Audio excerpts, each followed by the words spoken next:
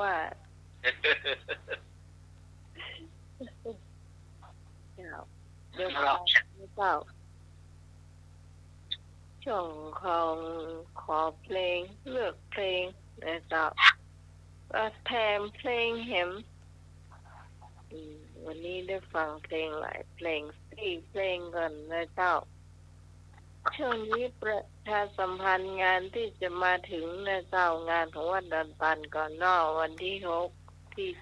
7 เมษายนนะเจ้าที่จะถึงนี้เดือนหน้าเนี่ยเจ้าวันนี้วันที่เท่าไหร่ที่10แล้วนะก็จะว่าไปแล้วก็ข้ามเท่าไหร่ไม่ถึงเดือนแล้วก็เนาะไปถึงว่าวันที่6นี่ก็จะมีการบวงสรวงนะเจ้าบวงสรวงเทวารักษ์แล้วก็ครูบาอาจารย์แล้ววันที่7นี่จะมีการศึกเจ้าตาหลวงสวดธรรมจักรสวดมนต์สันเนาะแล้วก็จะมีพระป่าเลยแล้วก็จะมีเอ่อถวายเสนาสนะที่เปิ้นทำมาไว้เนาะหลายอย่างกะจำป้บ่ได้แล้วก็มีหลายอย่างเนาะเท่าที่ฟังจากสปอร์ตมานี่ก็นักอยู่เหมือนกันเจ้าแล้วก็วัดดอนตันก็ครบ200กว่าปีเนาะ200กว่าปีพระปีพระครูวินัยธรนันทวัฒน์เปิ้นไปค้นคว้ามามีอย่างข้าเจ้านี่อายุน้อยอายุนักก็จริงนักก็เปิ้นแถมยังเปิ้นฮ้องแม่ตลอดเลยเนาะโอ้ยังโมโหเลยว่าดานตันอายุเท่าไหร่เจ้าก็วันที่7ด้านทีมงาน104เจ้าจะมาถ่ายทอดสดนะเจ้าคุณผู้ฟังที่บ่ได้มานะเจ้าก็มาร่วมทำบุญกันที่บ้านเนาะหรือว่ามาให้มาหอมตังข้าเจ้าไว้แล้วนะเจ้าได้มาหอมตังเองไว้แล้วก็จะ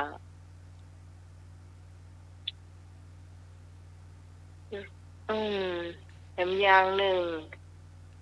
ก็จะมีการไปแห่ขอตานนะเจ้าแห่ขอตานแถวที่สถานที่ต่างๆนะเจ้าคุณผู้ฟังป้ายแถวไหนคุณผู้ฟังก็ดูป้ายเอาไว้นะเจ้าถ้าเป็นป้ายของวัดดอนตาลนี่ก็จะให้จะหอมกันก็ได้นะเจ้าว่าเปิ้นขออนุญาตกันแล้วนะเจ้าเนาะตอนที่หูมาเนี่ยจะไปกันหลายปีอยู่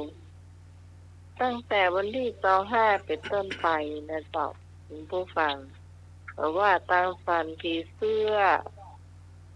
ฟันทรายไม่โจ้อย่างเนี้ยจะไปถึงเจดีย์ไม่ครัวปะนะโหตั้งใดพ่องเนาะจะเพิ่นขออนุญาตหลายปีนะเท่าที่หูมาเนาะแล้วก็ตั้งวัดป่าหินของเฮาในเจ้าก็จะมีงานสืบชะตางานเนี่ยการสมัครคือคนบอกเนาะรายละเอียดเจ้าอาจารย์อ้อยก็เอามาจากอาจารย์เหมือนกันก็วันเสาร์ที่20เมษายน2567ตั้งแต่มื้อแลงไปเนาะเจ้าผู้ร่วมงานก็รับประทานอาหารตามอัธยาศัยเวลา 18:30 นาทีพระมหาเถระเดินทางเข้าสู่วัดไฝเห็นพระเถระประมาณ20กว่ารูปแล้วก็ครูบามหาเถระ4 ตนเนาะนั่งปกก่อนหน้านั้นก็จะทำพิธีทักขิณานุ ภคีนานุปุบุรพาจารย์เนาะภคีนา หรือว่าสวดมาติกาเนาะหรือว่าถวายอุทิศให้ครูบาโสภาก็ดีอดีตหลวงพ่อเจ้าวาดแต่ละรูปที่ได้มรณภาพไปก็ดีเนาะผู้มีอุปการะคุณ แล้วก็สวดมนต์ตันสมโพธิพระพุทธรูปเนาะพระประธานในพระอุโบสถองค์เดิมองค์เก่าองค์ใหม่ก็ดีเนาะแล้วก็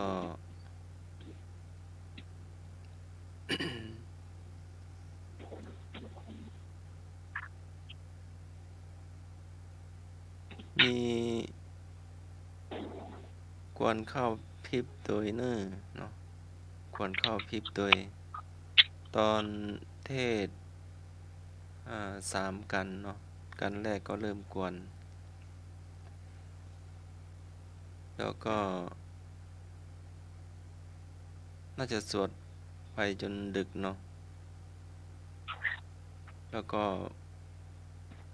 ต่อจากเทศก็มีพระอาจารย์พระครูจากวัดศรีสุดาแล้วก็พระสงฆ์สามเณรมาสวดเบิกเนาะพอตอนเช้าก็พิธีไขตาพระเจ้าเนาะเบิกพระเนตรพระประธาน เวลา7 นาฬิกาถวายภัตตาหารเช้าแต่พระสงฆ์สามเณร แล้วก็ญาติธรรมร่วมรับประทานอาหารแล้วก็อัญเชิญพระบรมสารีริกธาตุรูปปั้นครูบาเนาะมาไว้ที่ลานหินหน้ารถบัสเนาะแล้วก็รับของที่ระลึกเป็นเสร็จพิธีแล้วก็วันที่13 เมษายนก็แห่ครูบาโสภาวัดฝายหินเนาะ ก็เริ่มแห่จากหน้าวัดสวนดอกเนาะมาที่วัดฝายหิน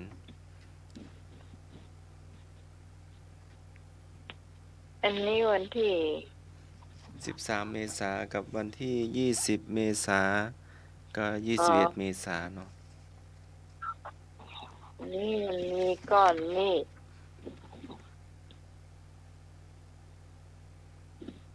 13 เมษายนนี่ก็เจ้าแล้วก็ทำเหรียญครูบาโสภาวัดฝายหินตัวนี้มีเหรียญเงินเหรียญทองเหรียญทองแดงผิวไฟเหรียญเหรียญเงินเหรียญทองเนาะทองเหลือง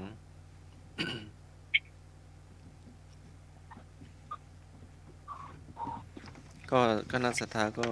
มาร่วมได้เนาะจะเป็นเจ้าภาพนำปานะ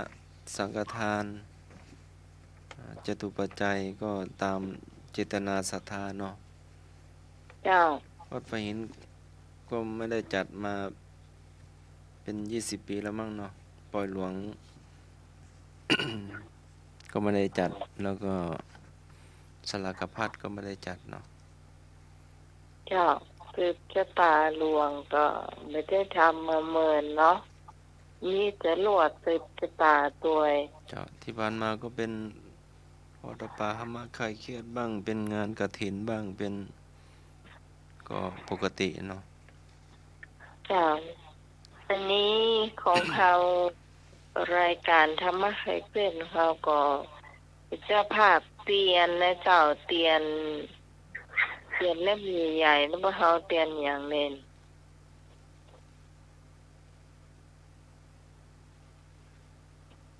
เน้นรู้จ้ะแล้วก็อาจารย์พระครูสมุทิรเชษฐ์แล้วก็ท่านพระครูบากิกาสมาก็เจ้าวาดหลวงพ่อเจ้าวาดก็จะให้อยู่ในพิธีในพระอุโบสถเนาะ เจ้าเอาก็ได้เป็นภาพเตียนเบิกเนตรแล้วก็เตียนมงคลซ้ายขวาเจ้าแล้วก็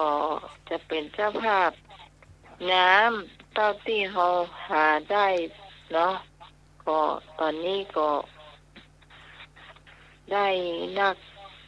แล้วเหมือนกันเจ้าถ้าอู้ถึงว่าเป็นน้ำถ้าเป็นแพกน้อยนี่ก็น่าจะได้นักละเหมือนกันอันนี้น้องสาวโมโหจะไปซื้อไหนนะจะเอาแพกแบบใดนี่แกจะเข้าไปดูอยู่ว่าไปซื้อที่ไหนนะเจ้าอยากชักชวนเพื่อนฝูงมาทำบุญกันต่ออยู่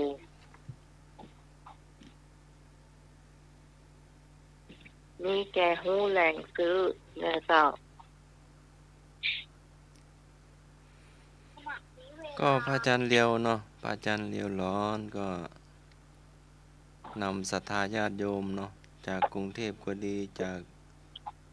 ชลบุรีก็ดีเนาะก็จะมาแล้วก็ญาติโยมที่นำผู้รูปมาถวายครั้งก่อนโดยเนาะทั้งเป็นเจ้าภาพในการบูรณะพระประธานก็ดีหลวงพ่อพระเจ้าทันใจเทโวโลหณะเนาะหลายอย่างเนาะอาจารย์เดียวก็จะ เชิญชวนและญาติโยมที่ได้ร่วมกันมาเนาะแล้วก็เห็นแจ้งว่าวันที่8 เมษายนอาจารย์พระครูสมุวิศวัตรอาจารย์เลียวตุลุงหนุ่มอาจารย์พระครูปอก็จะไปรับพระพุทธรูปเนาะก็มีญาติโยมถวายมาอาจารย์เลียวก็แจ้งว่างั้นเนาะครับเป็นพระพุทธรูป3 ฤดู เป็นพระหยกพระหินประมาณนั้นเนาะอ๋อก็เจ้าน่าจะหันว่าอาจารย์น้อยน่าจะหันว่าว่าอาจารย์ตรงเพื่อจะเจ้าเนาะอ๋อพระพุทธรูปนะเจ้าภาพให้ดูเจ้าก็จะไปรับวันที่8 เมษายนเนาะก็จะออกจากวัดตี 5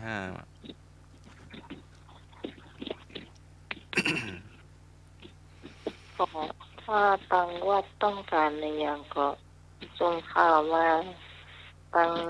อาจารย์ออยแม่ตอบว่ามีเฟซบุ๊กติดต่อกันได้รวยกว่านะเจ้าเพื่อนฝูงเพื่อนก็มีเนาะแล้วเอาไปตกแต่งแบบใดเพื่อได้เพื่อจะสวยครับ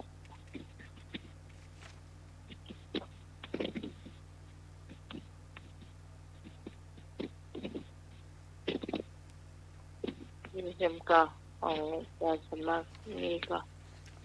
ประมาณนี้เนาะก็วันที่5 เมษายนก็จะประชุมกันแหมเนาะประชุมกันบ่อยๆก็เพื่อความเจริญเนาะเจริญในวัดวาอารามเจ้าเพราะว่ามันจะต้องมันก่อนงานมันจะต้องประชุมกันบ่อยๆการเสียงพ่อเนี่ยการยังฟ้องไปถึงไหนแล้วเป็นยังไงบ้างเนาะแล้วก็ประกาศกันบ่อยด้วยจะตัดสายแทบทุกวันถ้ามีสปอร์ตเนาะมีสปอร์ตผ่านทางวิทยุพ่องผ่านทางเฟซพ่องแล้วก็ทางกระจายเสียงพ่องเนาะโดยเฉพาะอย่างตามบ้านดอนตามเนี่ยเป็นหมู่บ้านที่กว้างศรัทธาก่อนนักจะตัดสายก็จะประกาศทุกวันเดี๋ยวนี้ปักตรงนี่ประกาศถึงมากเลยจ้ะแม่แกคันแต่ตรง รอบนี้เนาะเดี๋ยวนี้เราจะทำปัญหาแล้วเนาะ เจ้าเราที่จำได้เนาะ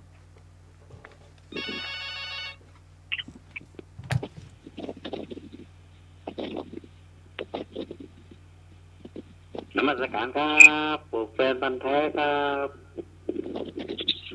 เดี๋ยววัดดอนตันผมก็จะไปครับเนาะวัดฝ่ายอินผมก็จะไปครับเนาะไปทั้งสองวัดเลยครับเนาะวัดผมก็มีวัดแม่ดินก็มีปอยหลวงครับเนาะครับนมัสการครับ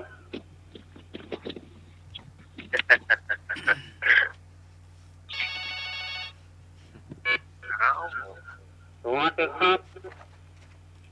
อันนี้ก็มาเนอะ ผมอยากอัดเรียนตอนนะครับอัดเรียนผมพร้อมไปเลยนะครับเรีย ได้ น จ้าได้เลย ครับที่วัดฝ่ายหินเนาะครับเนาะ ได้เจ้าว่าสาหินตั้งภาพพิกรจะ ผม ให้ คื เน อ อะ น้องผมโอนไว้โอนไปที่บัญชีหน่วยเนาะบัญชีหน่วย เอาฝากพี่กรได้ก่อน ครับครับช่วยตอนก็ได้รู้ เจ้า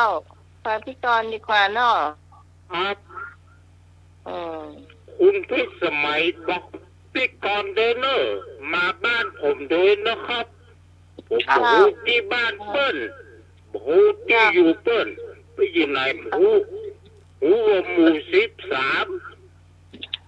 อ๋อเจ้า อ๋อ อยู่หมู่13บ้านหลังใดหู อ๋อ หูจักที่บ้านเปิ้ล เป็นหยังอันพี่กรก็มีแต่บ้านไอ้นึกเนาะ ครับบอกกับพี่กรเดินนะครับ เจ้า ครับขอบ หม่ คุ อ ณ ม ค ท รับ ำความทำบุญด้วยกันเนอะ ครับ ครับ เป็นเจ้านักเจ้าความต่อใดก็ได้แม่เจ้า100 เดียวก็ได้บุญเหมือนกันเจ้าว่าเตียนเฮาบ่ฮู้เพิ่นเฮาเตียนเนี่ยเตียนบุญเด้อเพิ่นก็เน้นเพิ่นเฮาเตียนเลยอะเตียนใหญ่ๆเนี่ยเอานี่ไปไหน ฮะ เตียนเล่มใหญ่ๆเพิ่นเฮาเตียนเนี่ย คนห้องเตียนคนห้องเตียน8เตียนนั่นต้องเตียนใหญ่นั่นแหละ เตียนเมตตายน่ะเพิ่นเฮาเตียนเนี่ย คนห้องว่าอย่างก็คือจื่อหมอเหมือนกันแต่มันตัวเตียน เตียน นะ ใหญ่ก็เอาเตียนเล่มอันพักมาก็ไทยชัยมงคลซ้ายขวาเนี่ยก็มองขวาแล้วก็เอานะครับ เจ้าถ้าอยากหอมก็หอมได้เจ้า นมัสการครับโปร่งแฟนบันแท้ครับ อ่า มันเรียกว่าเตียนเข้าพรรษาครับน้องครับนมัสการครับ เรียนเข้ามาหาไปเที่ยวไปอีไอ้ส่วนบ่าวเจ้าเข้าใจนี่ไปเลิกไปเตยอ่ะ เพื่อให้ ท้องเตียนเข้ามาใส่เลย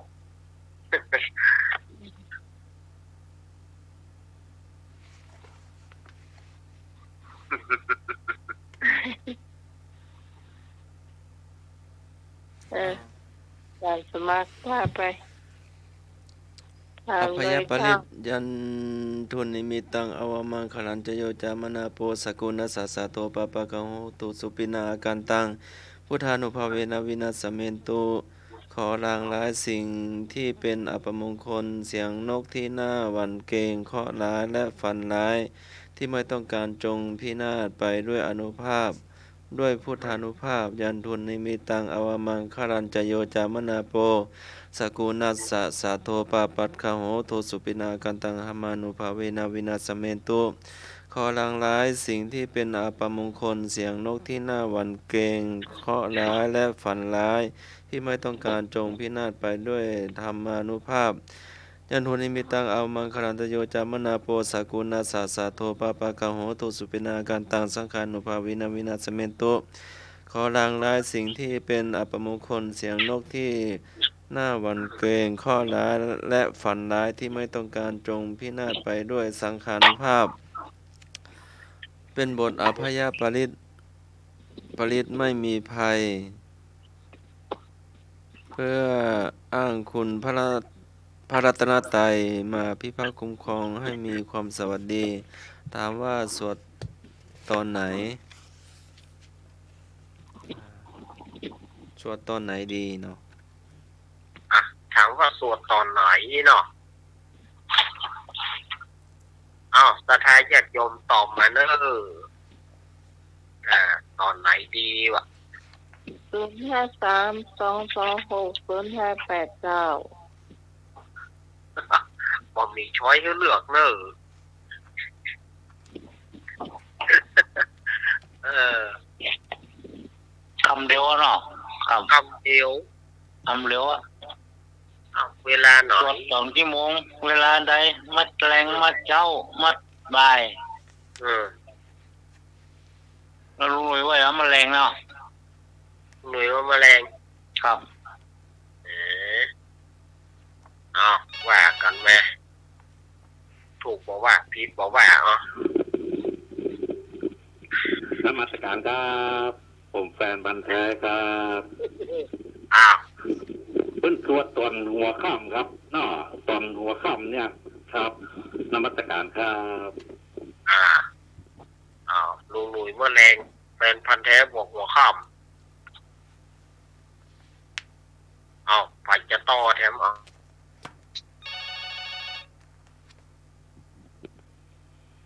สวัสดีครับ ใช่ ผมจะสวดก่อนนอนกู้คืนนะครับยันตื่นนี่ไม่ตังสวดก่อนนอนแต่คนอื่นเปิ้นจะสวดตอนไหนหมูเนอครับสวดก่อนนอน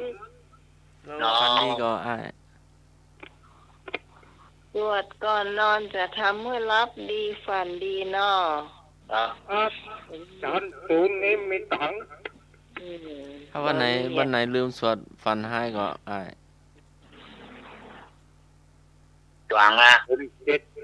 ผมจะสวดก่อนนอนกู้คืน สวดแล้วหลับดี วัน เนาะ ไหนมันได้สวดนี่มันได้รับเนาะสวดอย่างป้อมก็ได้รู้อย่างป้อมก็มีลองสวดให้ฟังหน่อยนู่น ยังมาสวดเอ้ยจะกินเวลาเปิ้น สวดสักตอนก็ จานตูนี้ไม่ต่างอาว่ามังกรันจะอยู่จะมานับบ่สกุณัตนัดสกุณัตปาปักโอทุสุปินังอากันตังพุทธานุภาเวนะวินาสเมนตุอัลล่ะโอ้นึกนี่นะ เฮียจะธรรมดาเนอะ เอาไปเจ็ดธรรมดาเนอะ จ้าพี่การจ้าก็ว่าจะบอกเหมือนในเน็ตบอกนะจ๊ะแต่ที่จริงแล้วสวดตอนไหนก็คงจะได้อยู่จ้ะตอนนั้นว่าตอนไหนก็ได้จ้ะมะขำมะแรงได้หมดหรอ ได้หมด มันไปลืมแปลวตามเต้นึกแต่เนอะเพื่อนหอมร้อยนะ เจ้าต้องรู้ด้วยว่าไปเอาวันไหนเดี๋ยวไปแล้วอันก็ตังหมดก่อนรายจ่ายนึกเยอะเจ้า อันเบี้ยงชีพดอกนี่หรอ จ้าอะไรเดี๋ยวสิ้นเดือนต้นเดือนหน้าไปเอาหน่อยนึกนอกหรือว่าถ้าจะให้ไปเอาเลยก็บอกได้เข้าไปเอาบ้านพี่กรอยู่ริมบ่อเนี่ยอันนี้ ก็เห็นเคยปั่นรถมาไม่ใช่กะ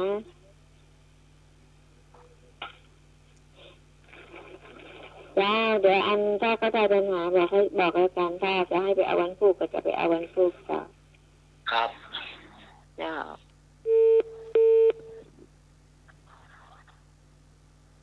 สะพานบุญเนาะ ครับ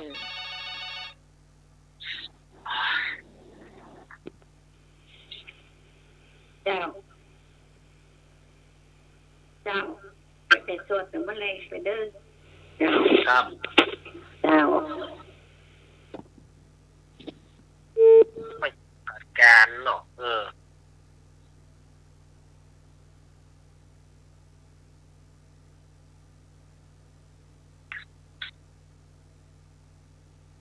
นี่เห็นก็คุณผู้ฟังพี่พรร่างรับเหก้านะอย่างงั้น ไปสวนเนี่ยไปสวนเลย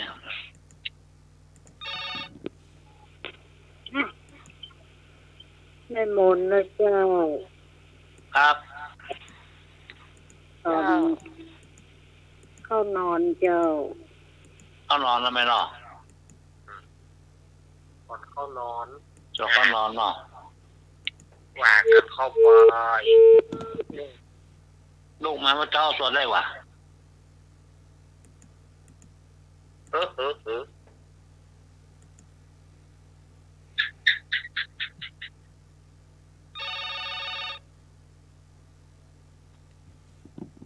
ถึงครับ เจ้า ถ้าปีก่อนเปิ้นว่างก็มาเอาได้เลยครับ ถ้าเปิ้นว่างบอกคุณปีก่อนนะครับ ถ้าเปิ้นว่างมาเถอะ เจ้า ครับ โอเค ครับขอบคุณครับ ครับผม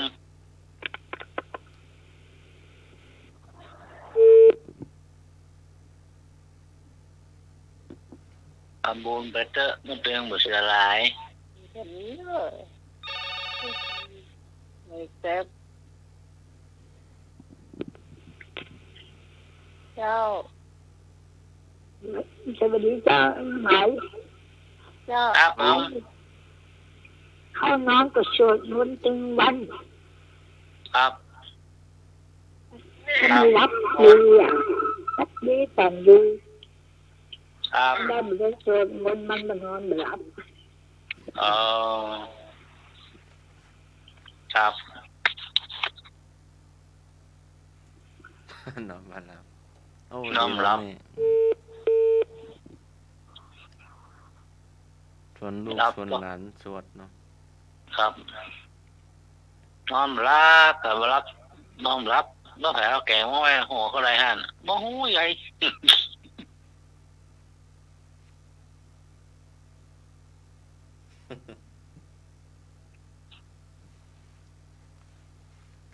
อ้าวหมดแล้วก็ ครับผมพอแล้วครับเฉลย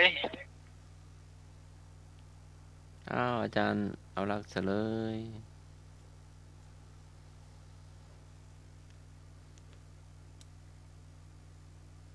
อย่างเรารับเฉลยครับ ก็ได้เนาะอ้าวสวดตอนไหนก็ได้เนาะ ครับ แล้วก็สวดก่อนนอน ก็ยิ่งดีเนาะเจ้าฝันดีหลับฝันดีเนาะ ครับ คืนไหนวันไหนไม่ได้สวดก็นอนบ่รับกังวลเนาะ ครับ เพราะเป็น เคยเนาะ มนต์ เคยชินละ คุณหนุ่ยก็สวดทุกวันเนาะ ครับ กราบหมอนเนาะ ครับ พุทธังสรณังคัจฉามิเนาะ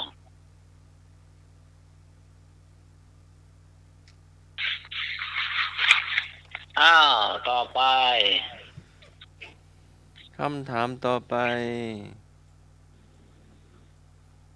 ถามว่าวิชาธรรมะเนาะ ครับ ค ความหน่ายในสังขารความหน่ายบาลีว่านิพพิทาความหน่ายในกองทุกข์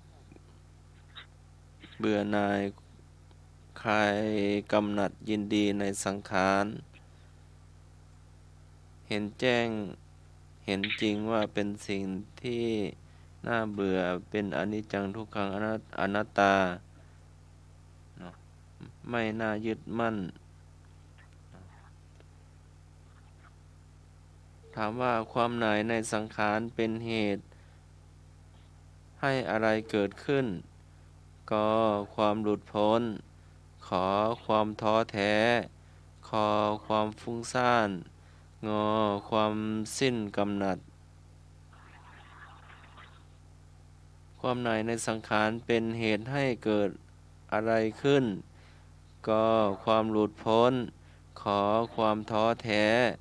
ขอความฟุ้งซ่านงอความสิ้นกำหนัดลุยแล้วก็ไก่คงลุยครับนี่เนาะความรู้พ้น ถอนใจตื่นละ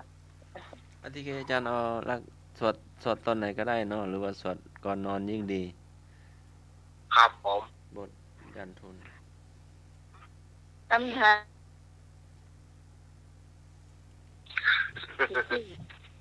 ฮะ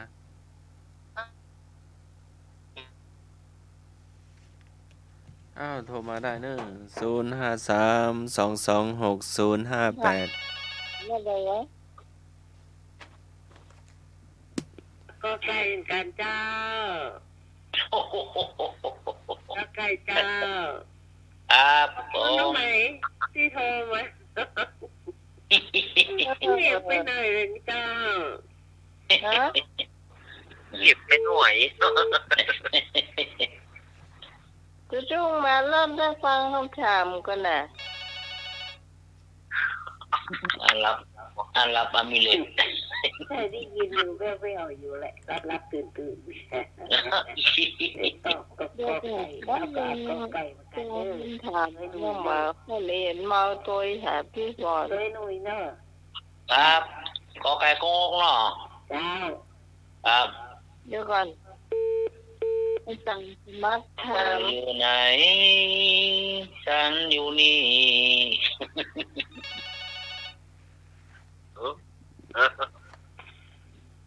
จ้าพี่กรจ้าพี่กรเอาข้าวขอไข่จ้า ครับขอไข่ครับ เจ้า เอาขอไข่เบาเนาะ ถ้ามันมาถูกจะได้ต้องกินมันถูกเจ้า ครับ อืม คือออกแล้วเนอะเชื่อนะคือออกละ เอ้ยไม่ได้ฟังคำถามเลยเขาเรียนมาตัวหาพี่พร อ๋อท่านมาครูเอาตัวนี้ฟังครับ นมัสการครับผมเป็นพันธุ์แท้ครับ แล้วเอาข้อได้ครับ ความท้อแท้ครับเป็นความเบื่อหน่ายครับสังขารครับนอ เอา นมัสการครับ ครับขอบคุณครับผม นี่แหละความท้อแท้เนี่ย ขอแท้คนเมืองว่าได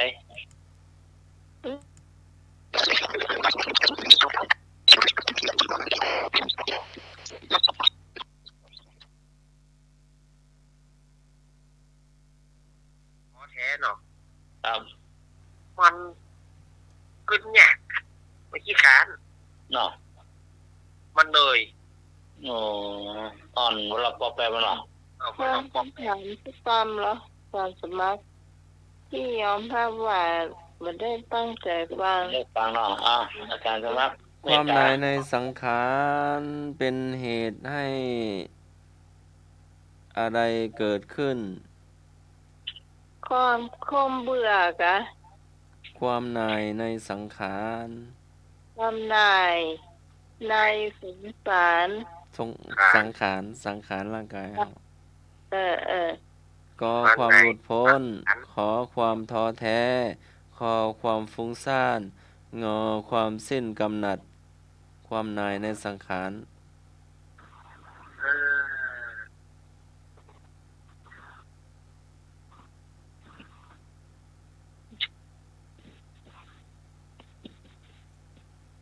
นายเนาะ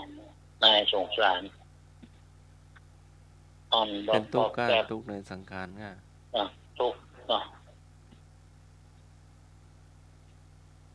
ก็เดียวหาไว้ก็เดียวท้องห้องจอกก็เดียวอันเจ็บนี่เนาะลุงเป็นหน้าเมื่อได้เจ็บแอวแล้วก็เจ็บหน้าแข้งเนาะก็เดียวขาชาเนาะครับก็เดียวท้องร้องจอกเนาะก็เดียวหาไว้เนาะได้ก็ก็ไกลว่าได้ก็หลุดพ้นครับก็หลุดพ้นขอท้อแท้ขอความฟุ้งซ่านงอความสิ้นกำหนัด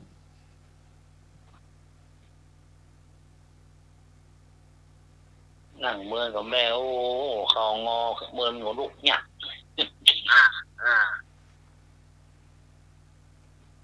หลุดพ้นนี่มันน่าใจ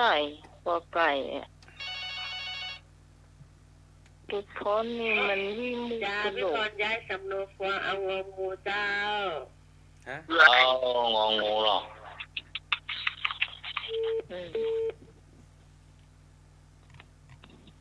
จะลอบมาหยอกกอไก่นะพี่พรอันวิมุตติเป็นหลุดพ้นไม่ใจท้อแท้นี่ก็ไม่น่าใจเจ้าข้อควายอย่างก็ความฟุ้งซ่านก็ไม่น่าใจอยู่เหมือนกันทุกฟุ้งซ่านเป็นสติลงควบคุมสติไปได้พุ่นนะถ้าเยอะเป็นไปตัวงองูพุ่นนะกำหนักเนาะ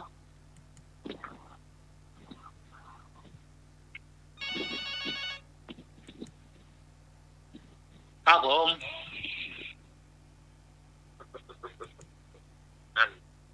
ว่าจังใดเจ้าวันนี้เจ้าปีว่านะเจ้า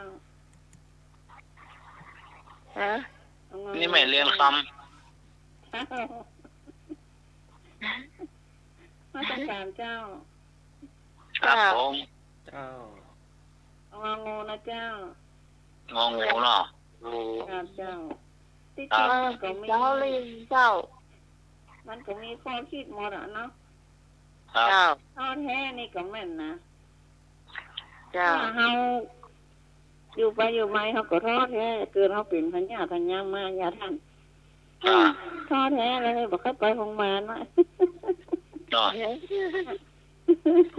หมอว่าอยู่ผม2 ปีมีเลยเนาะเขามาทำเนี่ยที่เขาเป็นโรคนะเขามาทำก็ไปอะกันอย่าไปท้อแท้มันอย่างก็ยังทำกันนี่ว่าหมอว่าสู้เจ้าแม่สุพิษนะแม่สุพิษมาตั้งเมื่อเจ้าแม่เรียนคำเนาะนั่นนะเจ้าท่านเจ้ามาตรการนะเจ้านั่งอยู่กับคืนนะท้ออย่างไรกับบัตรตีนั่งเห็นโจ๊บอ่ะครับโอ้ขอบคุณนะครับเจ้า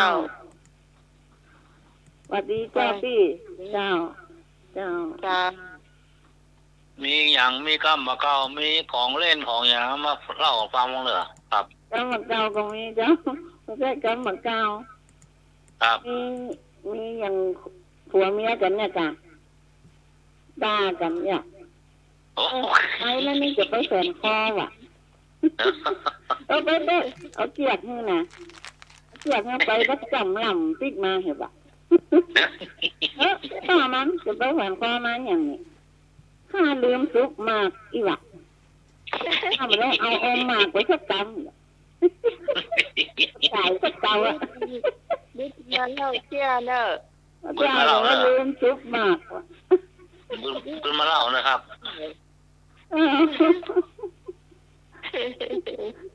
กระจายก็ตามมาเจียเสื้อนั่นก็มีเหมือนเดิมเจ้ามีวันละน้อยนะเจ้าดีเจ้าครับเจ้าขายอื่นวันจะข้าวหน้าเจ้า เจ้ามาตรการ ยิน เจ้า ดียินดีนะครับ เจ้า ช่วงเล่าเที่ยมาเล่าเลิศ เราเที่ยวมาเนอะ ได้เวลาเนาะ ครับ ความในในสังขารเป็นเดี๋ยว เป็นสุพิษเป็นก็แม่สุพิษ ครับเฮ้ย แม่แฟนพันธ์แท้ว่ะ ฮะ พันแท้นะจ๊ะ ชื่อแม่แฟนพันธ์แท้ จะกาแฟกะ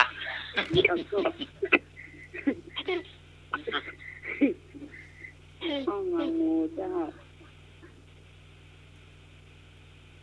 แม่เอาข้ออะไรครับ งู งูเจ้า ข้องงงู งองูเนาะ เจ้า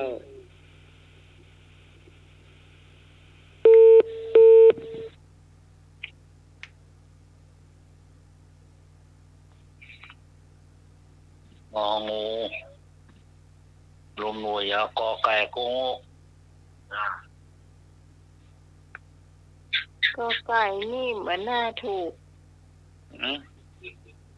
ก็ไก่มันเป็นดูดพ้นเนาะ ครับ ดูดพ้นมันต้องรีบมุดก่อนน่ะเป็นผ้าอะไรก่อนจนถึงเรียนดูดพ้นได้อันนี้มันแค่อย่างเปื้อนได้ ท้อแท้เนาะ เปื้อนได้อย่างก็โมสักอย่างในคำถามเกี่ย โอ้มันถึงไก่หมดละเนาะเนี่ยใหม่ๆมัน2-3เตื้อที่4ที่5เมาอะไรอ่ะเนาะกินข้าวมาแล้วแกงขี้เหล็ก3 วันวันที่4บ่กินแล้วเนาะ ถ้าบอกขอไข่ก็ต้องงองูถูกเจ้า ครับ ก็ไก่กับคอควายเนี่ยน่าจะตัดไปได้เลย ขนมเส้น3 วันนี่เชี่ยงว่ะบ่ใกล้เนาะใกล้ว่ะ ก็ ดูไผ่ กันใจกินอ่ะ อย่ากินถ้ามันเป็นลำนะเอาให้มันอยู่แท้ๆก็ เนาะ ก็ชันไปนั่นแหละนุ่ม ครับ สบายอย่างก็ชัน ขนมเส้นน่ะเนาะเส้นนางเหนียว มีเวลาทั้งมานั่นเนอะปิ่งมาเขามาน้ำพริกบ่ผางเนอะบ่ผางก้นนักก็เป็นนั่นนะเป็น เจ้า แกนไฟมานะเอามีดผ่าปบ่เข้าวะอะไรเนาะ ก็เห็น โต ตุตะวันก็นิมนต์ฉันอยู่เนาะโอ้โห เมื่อไหร่ มาจากไหนมาโหเนาะเมื่อวานน่ะ กาแป้วไหนมา โมโหนะ อืม บางเนาะ เพียว อืม ล้างโบสถ์ข้างโบสถ์ ครับ กับมือเน้น ขนาดของบ้านน้ำใหม่ลำมีน้ำพริกด้วย อันนี้เสลยเนาะ ครับ จ้ะ ความในในสังขารเป็นเหตุให้เกิดอะไรขึ้น งองู ความสิ้นกำหนัด อ๋อ ความสิ้นกำหนัด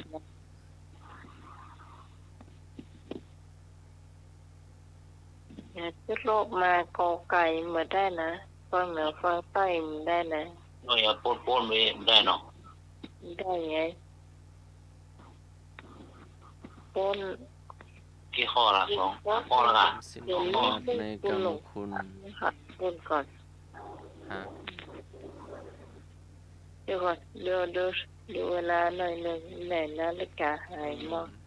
4 ทุ่มครึ่งแล้วเนาะ อ๋อเจ้า เรานิทานอาจารย์วันรักต่อ อาจารย์เอาลากเจ้าดอก อย่างละมาแล้ว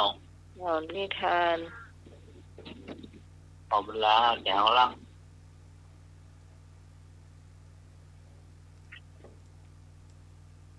เรานี่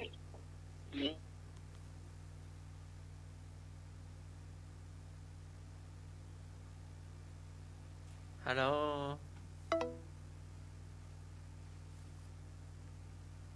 สักครู่นึงเนาะจะหลุดไปแล้ว ช่วงนี้ก็เป็นช่วงเรานิทานเนาะรอประสานนาไม้ลุงหน่วยอาจารย์สมณเณรเอารักษ์เนาะสายหลุดไปรอสักกรรมเนาะวันนี้ก็เป็นวันอาทิตย์ที่10 มีนาคมเนาะเดี๋ยวตัวลุงหน่วยแป๊บหนึ่งเนาะอาจารย์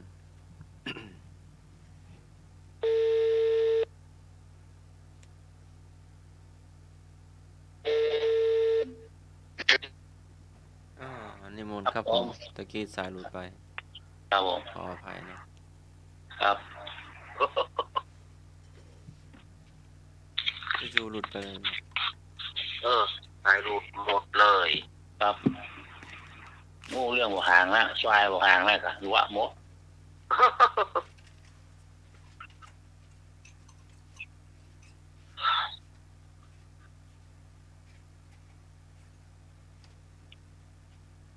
แล้วพี่พรห้ามไปรับต่อหนึ่ง ครับผมมนจันทร์ครับผม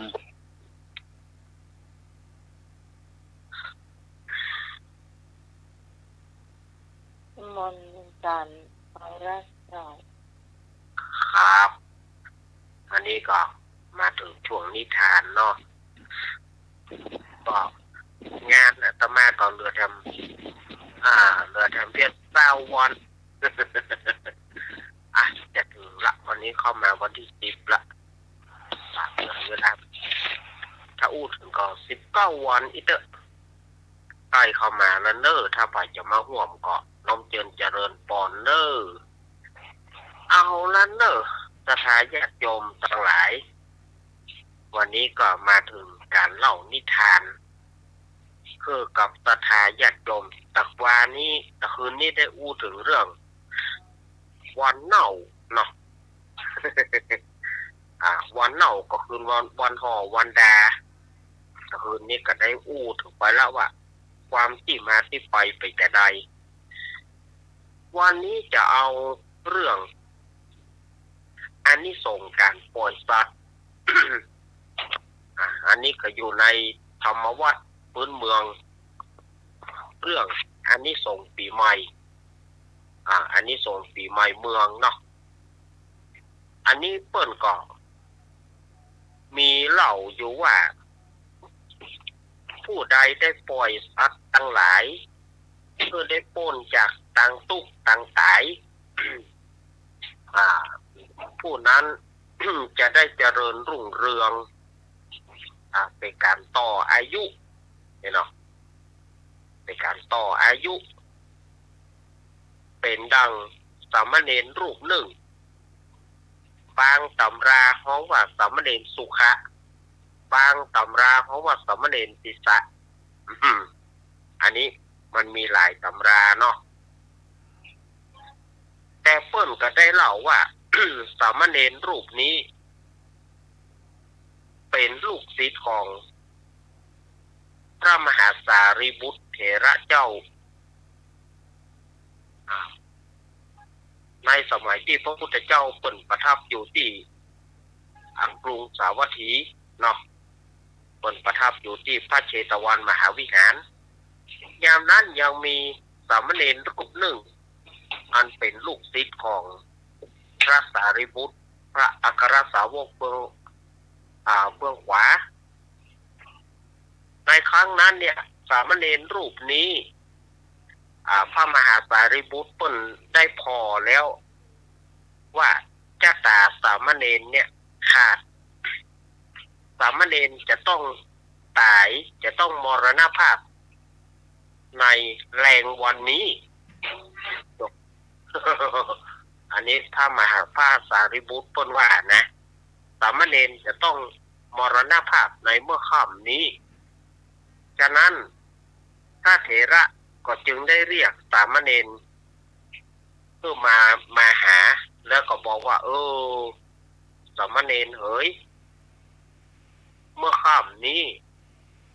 เนนจะต้องเสี่ยงอายุละเนอะเนนจะต้องมรณภาพละโอ้สามเณรก็ให้เนาะด้วยความยังน้อยอยู่ให้ว่าขออาจารย์ช่วยมาได้กะอาจารย์คือท่านสารีบุตรเพื่อก็บอกว่าโอ้ช่วยมาได้แล้วลูกเนนเอ้ยมันเป็นกรรมแล้วก็สามเณรก็เสี่ยงอายุละเมื่อพระสามเณรได้รู้แล้วก็ขอลาพระอาจารย์เพื่อจะไป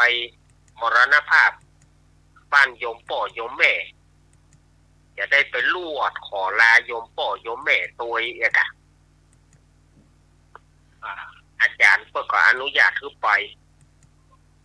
เมื่อสามเณรเดินทางไปตัวให้ไปตัวเนาะว่าตัวเก่าจะตายละเอาตามภาษาบ้านเฮาเนี่ยว่าเปิ้นจะตายละให้ไปเพราะว่าสามเณรรูปนี้ยังไม่ได้สำเร็จอย่างสักอย่างเตื้อบวชได้ประเมินบานานยังไม่ได้สำเร็จทำเตื้อก็ยังกลัวตายอยู่ให้ไปในขณะนั้นก็ไปหันใส่ป่ามีตึงป่าหลิมมีตึงป่าดุเนาะมันอยู่ที่คิปเปอร์เพราะว่าอยู่ในโคลนตมก็คืออยู่ในคิปเปอร์อันน่ะโอ้กำลังจะตายแล้วป่านี้สามเณรรูปนี้ก็เลยนำเอาป่าเนี่ยไปปล่อยที่แม่น้ำป่าก็พร้อมว่าอันนี้จ้าเจ้าป่าเอ๋ยฉะไหนเลยเจ้ามาอยู่ในโคลนตมมาอยู่ในคิปเปอร์นี้เจ้าก็คงจะเหมือนเฮานั่นแหละเฮาก็กำลังจะเสี่ยงอายุไขในวันนี้แต่ก่อนที่เฮาจะเสี่ยงอายุไขก็ขอเอาเจ้าไปปล่อยเพื่อให้เจ้ามีชีวิตอยู่เนอะว่าและสามเณรก็นำเอาป่านี้ไปปล่อยที่แม่น้ำที่มีน้ำแม่น้ำในขณะที่ป่าก็ ผู้ป่าก็อวยพรซึ่งสามเณรเปิ้นบ่รู้แต่ป่าก็อวยพรว่าบุญใดที่ท่านอายุเฮาก็ขอให้ท่านเนี่ยมั่นยืนยาวเหมือนกับเฮาเนี่ยเนอะว่ะป่าก็รักอวยพรให้สามเณรเมื่อปล่อยป่าไปแล้วก็เดินทางต่อไปพอไปถึงเกิงการต่างก็ไปหันใส่แม่หมาเนาะไปหันใส่แม่หมา หรือว่าบ้านเฮาเขาว่าหมาไม่ดองเนาะ หมาไม่ดองนี่ก็คือหมาเกิดลูกใหม่หมาที่เกิดลูกใหม่แล้วมันลูกมันนม จนมันผอมจนมันผอมและทีนี้หมาตัวเนี้ยแม่หมาตัวเนี้ยมันบ่ได้กินอาหารมันบ่ได้กินอย่างเลยแล้วก็มันก็อ่อนน้ำนมที่จะให้ลูกมันกินก็บ่มีลูกมันก็ปากันกาบนมเนาะปากันกาบนมปากันดูดนมจนเลือดในอกมันบ่มีน้ำนมมันบ่มีสามเณรไปหันก็ได้โป่งว่าอันนี้จะเจ้าแม่หมาเอ๋ยฉะไหนเลยมาเป็นอย่างอี้เจ้าก็กำลังจะตายข้าก็กำลังจะตายแต่ถ้าเจ้าตายไปแล้วลูกของเจ้าก็จะต้องเป็นกำพร้าเอาอย่างอี้เอาจะให้อาหารแก่เจ้าเพื่อเจ้าจะได้มีแหงแล้วจะได้มีน้ำนมเพื่อลูกเจ้ากินแล้วสามเณรก็สำรอกนะคือสำรอกอาหารออกมา ก็คือโจ๊กคอแหกออกมาสู่มาเตอเนอะญาติโยมเนาะมันอู้กำเมืองนี่มันเลี้ยวใจดีนะถึงแม้มันจะหยาบไปน้อยหนึ่งสามเณรก็สำรอกออกมาหรือว่าโจ๊กคอแหกออกมา แม่มาก็ได้กินแล้วก็มีแหงก็ก้อยมีน้ำนมลูกมันดูดกินเพราะว่าลูกมันมีถึง5-6 ตัวก่อนโดยที่แม่หมานั้นก็รักอวยพรเหมือนกันขอให้ท่านมีอายุยืนยาวเหมือนกับท่านอวยพรเหมือนกับท่านเพื่ออาหารแก่ข้าเนี่ยเนอะต่ออายุเนาะ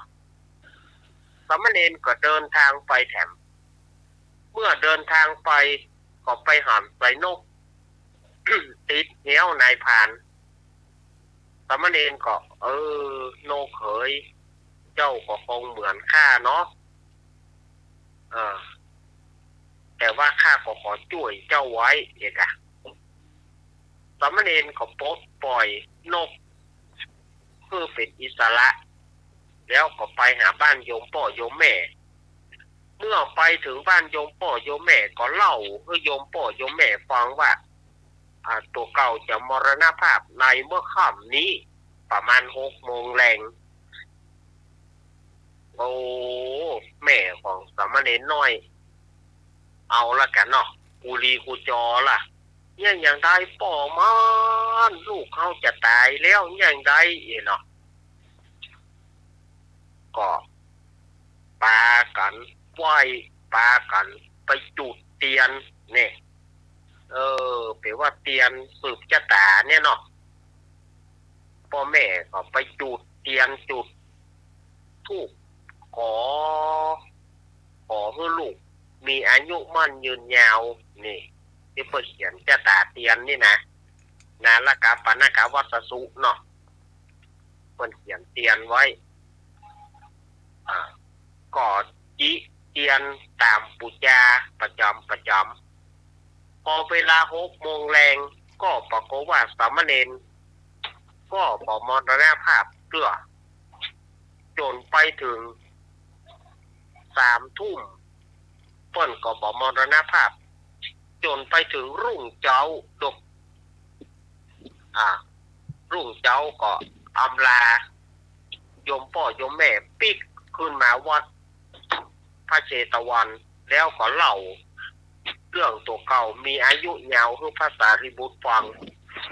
พระสารีบุตรถามว่าก่อนที่เจ้าจะไปบ้านไปหันอย่างพ่อสามเณรก็เล่าให้ฟัง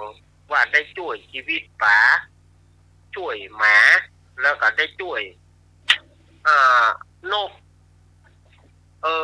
อันเนี้ยก้าเนาะที่เพิ่นบอกว่าปล่อยนกปล่อยป่าเนาะสามเณรก็มีอายุยืนยาวมาจนได้เป็นภิกษุได้สำเร็จอรหันต์ในถึงที่สุดอันนี้ก็คืออานิสงส์การปล่อยป่าปล่อยสัตว์ปล่อยสิ่งอันเนี้ยก้าเพิ่นบอกว่าปล่อยนกปล่อยป่าปล่อยสัตว์สิ่งจะได้คือต่ออายุชะตาของมันไป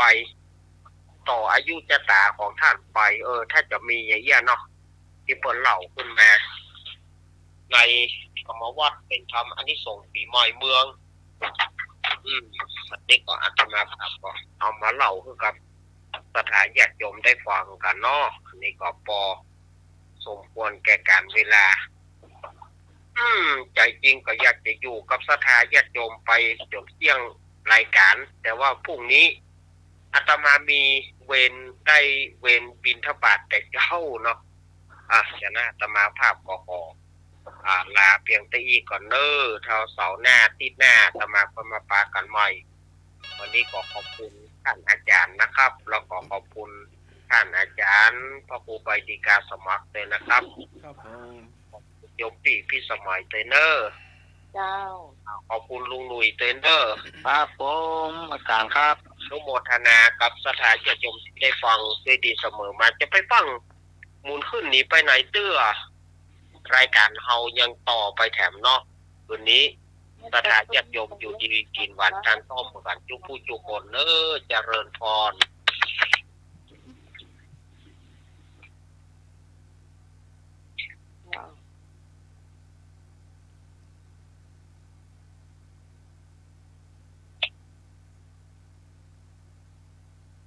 ไปแล้วเนาะ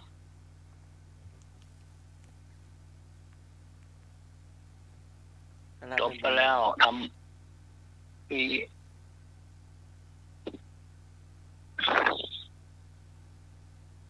ไปกำบ่ นิ เก่า ทานเนาะ เจ้า นิทานจบไปละ ต่อไปจะเป็นกรรมเก่าเนอะ ครับ เจ้าไปฮับปีพรกับได้บุญมานี่กรรมเก่า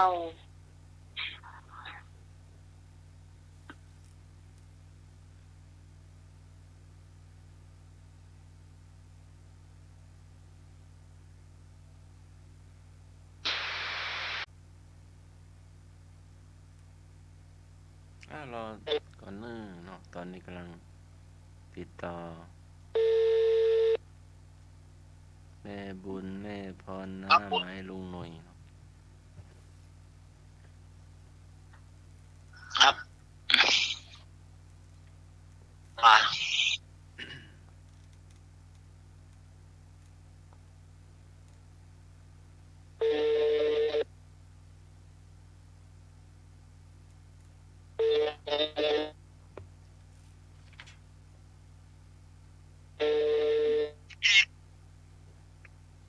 เจ้าเจ้า เจ้ารอสักครู่นึงเนาะกำลังตุยแม่บุญแม่พรเนาะ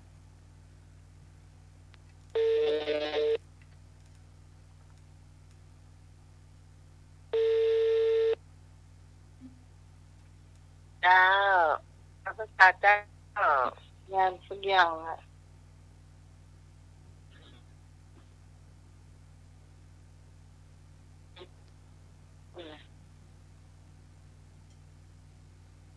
เจ้ากำลังตุยแม่บุญเนาะตอนนี้ก็เป็นกรรมบ่เก่าเนาะกรรมบ่เก่ากรรมบุญกรรมสอนบ่เก่ามาแล้วแม่ เจ้าเจ้า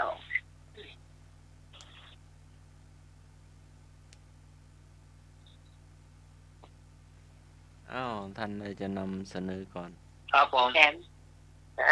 หน่วยมาละ ทัก ครั ทาย บผม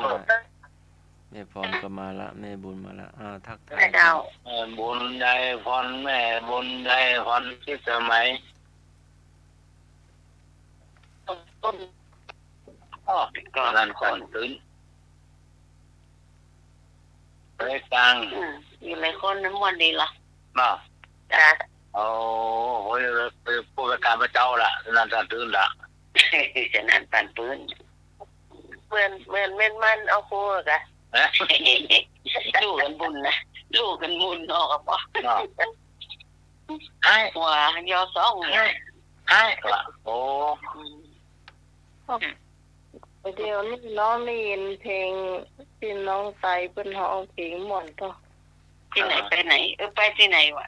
เนี่ยตั้งเหนือบ้านน้องไปสัก300 เมตรนี่นี่จ้ะจ้ะเป็นภาษาเปิ้นน่ะเอาฟังบอกอ๋อตาใหญ่กะแม่นละเพลงเป็นม่วนเหรอจังหวะก็ม่วนเหมือนกันนะเจ้าก็เต้นก็งามเหมือนกันเหรอ เนาะ ฟ้อนน่ะเป็นฟ้อนน่ะแต่งตัวเป็นชุดเถอะแบบชุด งามเนอะแต่งตัวงาม ชุดเป็นงามนะ ตามขี่รถเครื่องนะเหมือนกับหมดอะถึงพ่อถึงลูกถึงนี่ไงก็ เวลาเปิ้นตาลเมื่อก่อนแต่งตัวอย่างเดียวกันนะ การทำนี้นัก ตาลแต่เนาะเปิ้นจะแต่เนี่ยจ้ะ โอ้ก็ใส่สิ้นนะพ่อมันก็ใส่เดียวใส่เสื้ออย่างเดียวกันถึงลูกถึงพ่อ เจอมานะเจ้าไปก่อนมาอย่างเนอะ นึกได้ละเชื่อหรือว่ามันจะต่อมานะ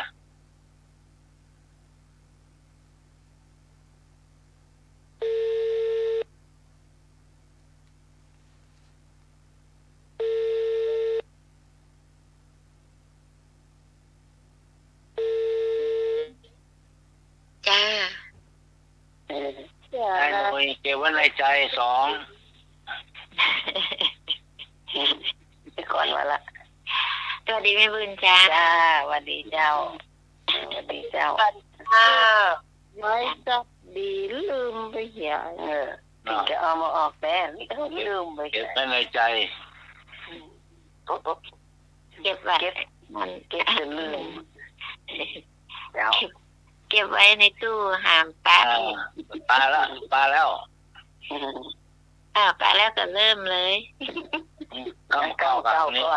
คำเก่า จำว่าใดก่อน ขาใจ กระจายโอ้ก็ฟังไปไหนฟังไปไหนเข้าลงขวางก็บาเล่งนี้เนอะคำนี้นะต่อ แต่ใจโว้ยอีกอ่ะเรื่องเนอะ ขาใจเนาะเดี๋ยวนี้หูจังเลยต่อ น้องนิ้วเรื่องกระจายอ่ะกระจายโว้ยนอนบ่ลำหูจังเลยขาใจนะ ร้องเล่นไพ่กระจายเนี่ยกันปีกากระจายมาโว้ยต่อ เจ็บจ้า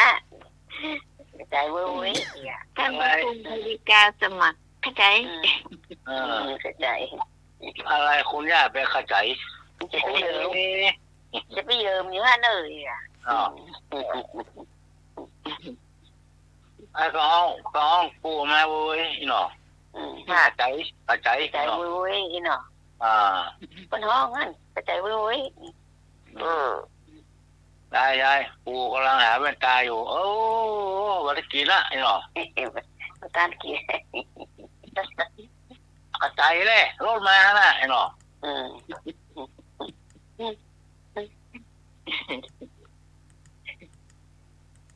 แล้วเข้าจังเลยเนาะรู้ไหมนะ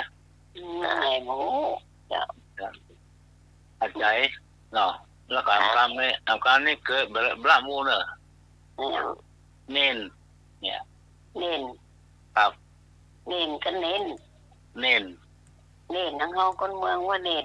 การคนการหาไทยว่าเน้นเนาะมาคนละอย่างครับคนละอย่างครับเน้นกับเน้น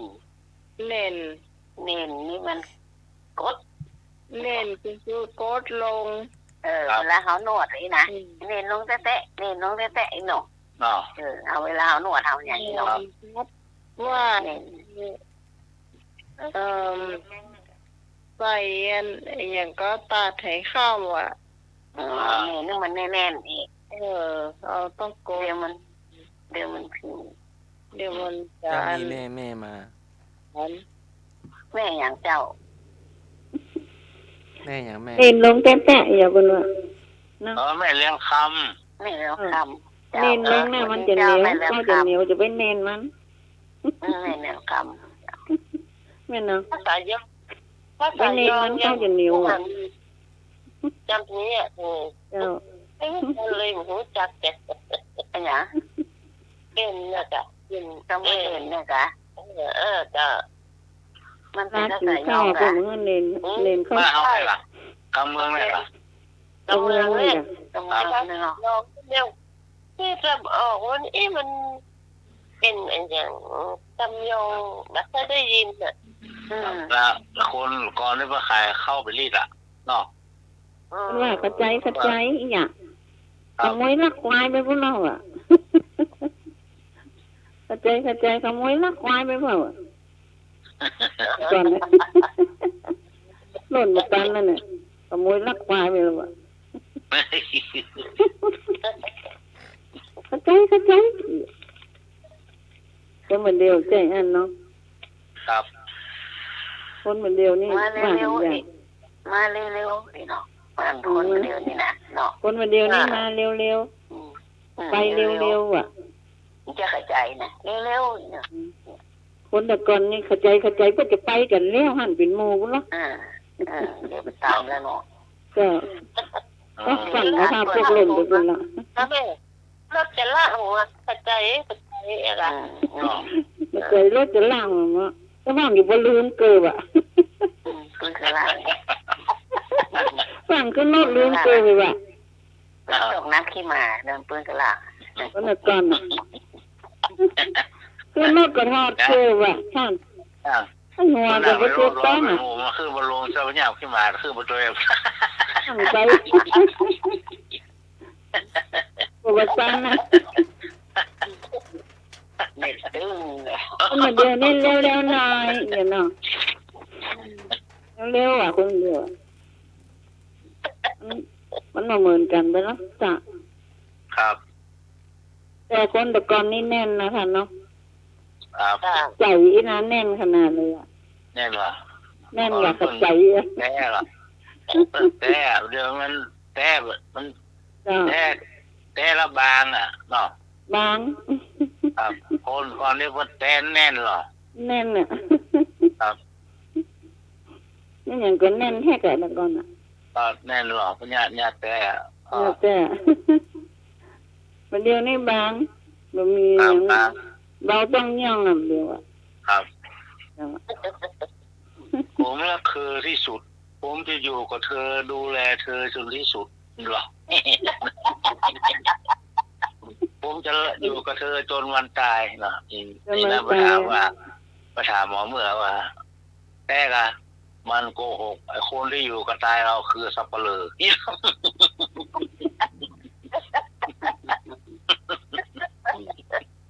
มันแม่เผาเขาอะ อยู่เขาจดตายเราอยู่คนเดียวเขาอยู่ข้างกายเราอ่ะคนตายกันนะ กันมันจะตายเนี่ยถ้าถึงเวลาตายนี่ฟังตัดเหรอท่านจ้ะแปลงสวยตัดเหรอแปลงสวยตัดอะไรวะฟังตัดนั่นนี่จ้ะแต่ว่ามาหาเป็นยังว่าตัดหาว่ะหาตายมาตัดไล่เอาเดียว ฟังแปลงฝ้ายตัดกันเนาะ โอ้อันนี้นะถ้าไปนะลืมเหมือนได้เลยอ่ะเอาตึงมาจิแปลงนักการกล้วยอ่ะอีวะมันลืมนะจะไปลืมนะวะ ว่าเป็นติ๊กมากะ ว่าบนปิกมาลืมเอามีดมาตัวแบบเด้อ โอ้แต่แล้วห้อยปากรูบ้านตึ้งวนหมดอ่ะ ท่านเล่าเหนือเนาะหากว่าหักกันมันจะตายนี่เนาะแต่ว่ายามรักก็ให้M100ว่ะท่านเวลารักนะให้M100นะเวลามีเมียน้อยเอาM16ให้เห็นเลยได้ก็เดียวอ่ะจ้าแต่ไม่เปลี่ยนกันอู้เนาะ ครับครับ มาจะต่างเจ้าสวัสดีกูคนเลยนะเจ้า ครับ จ้าเมืองกลาง เจ้า ฟังรับได้เนอะฟังรับได้เน ก็ อะ เป็นรัดจะฟังอยู่เนอะ ครับ เดลิเจีย ไม่เจี๊ยกับมันเล่าเรื่องเจี๊ยนะ ขอบคุณแม่เรือนคำสันกับ โอ้ชื่อเพิ่นงามนะเรื่องคำของ เรื่อง เรา คำนี่เรื่องคำมันจะแซ่ ครับกำลังตื่นมาเดียวนี่หรอโอ้ โอ้ ไก่ไปเลยนะ เป็นเราฝันตั้งหลายเรื่องแล้วไอ้โถ ใจ วันนี้เจ้าไอ้โคงเจ้าวันนี้ จะมาเล่าเที่ยเรื่องอย่างวันนี้ ไอ้พวกมันนะ กระเดึก เที่ย กระเดึก ปกติวันนี้ปกติตัวอ่อนบ่ มีคำว่าเปิด ไม่ป กระ ก เดึก ติ เรื่องเปิดกระเดิกนี่เนาะ จ๋า ไม่ปกติแบบไม่ปกติ มันมีไม้เพนแผ่นนะแล้วก็ขี่นะ ว่างอยู่คนละข้างหม้อเขาสุมาเตอร์มาตีนจีเติงนี่ครับถ้าเขาให้เขาตากหงายเขาก็ลงโวย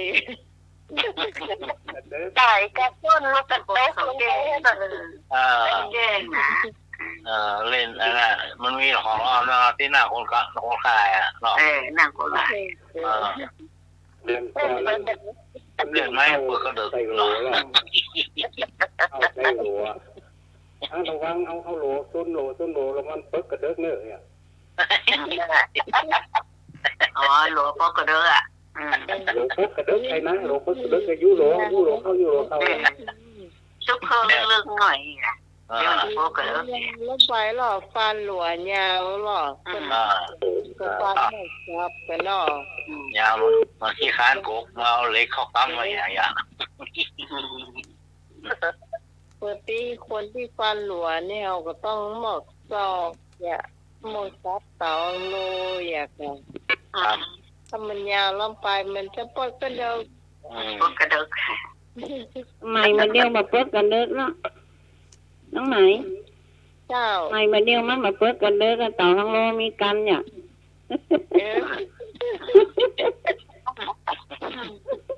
มันมีกันออกมาห้าต่อทั้งโลมันเปิดกันเลิกแล้ว ปึ๊กกระเลิกกระปังกระด้างหรอก กระด่างคนละอย่างหรอ สร้างกระดังแล้วก็อย่างนี้ ปังกระด่างโต๊ะก็ แต่ก่อนนี่บอกว่าเปิดกันเลิกอ่ะมันถึงเปิดก้าเหมือนเดียวนี่เปิ้นเอาต่อทั้งโลมีกันเนี่ย อ๋อเดี๋ยวเรายาวมาตั้งแต่ละ สู้กับเบิร์ด พวกกระเดกน่ะ มันไม่ได้โซนมันละหลัว ก็ถึงว่าเนาะมันมาเป็นอย่างแล้วมันเดียวอ่ะ นั่งเฝ้าให้เข้าเนาะพ่อหลวงนี่เลย ตัวนี้ แต่ ก่อ ว่าน นี่ คื เปิ อ ดกัน มา เลิก มาก จ้า พ่อก็มาซุก มันจะไปซุกได้ถ้ารักเฝ้าเหรอต้องเข้าคนอ่ะรักเฝ้ามาเข้าเลย นั่งรัก ให้ เฝ้า จะ เนี่ วายดหมดอ่ะ เขารักเนี่ย เข้าขึ้นมากตะวันก็ผิดสุก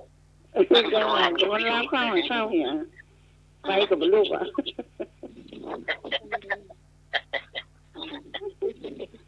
มาปีน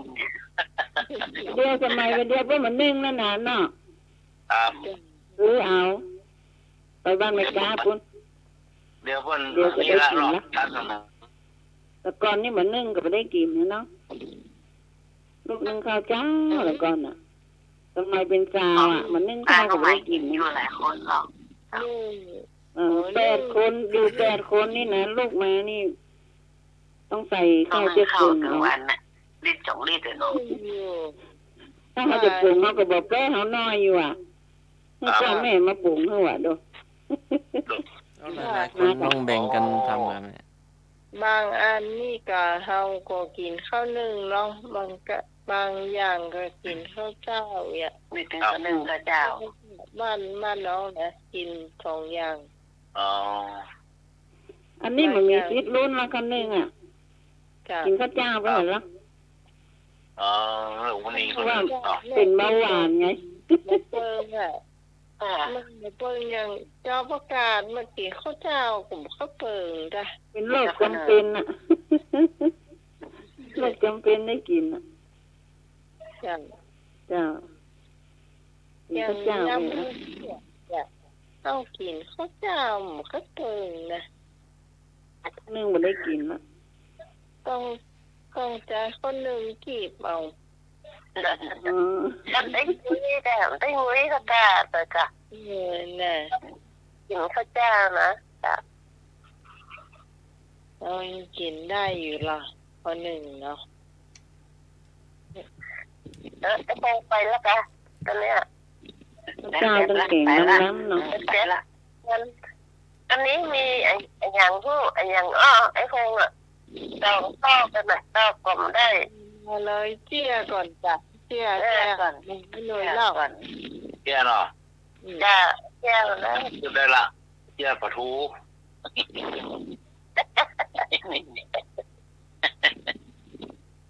แปลงหน้างอคอฮักเนาะปักปะทูแปลงหน้างอคอฮักเจ้ามากับหน้างอคอฮักกินเข้าได้ปะทูนะ โคตรกัน มันโคตรกัน โคตร โคตรเจ้า ปะทูว่าปะทูแปลงหน้างอเห็นมันวะโคตรหน้ามันก็งอกินไม่อร่อยว่ะ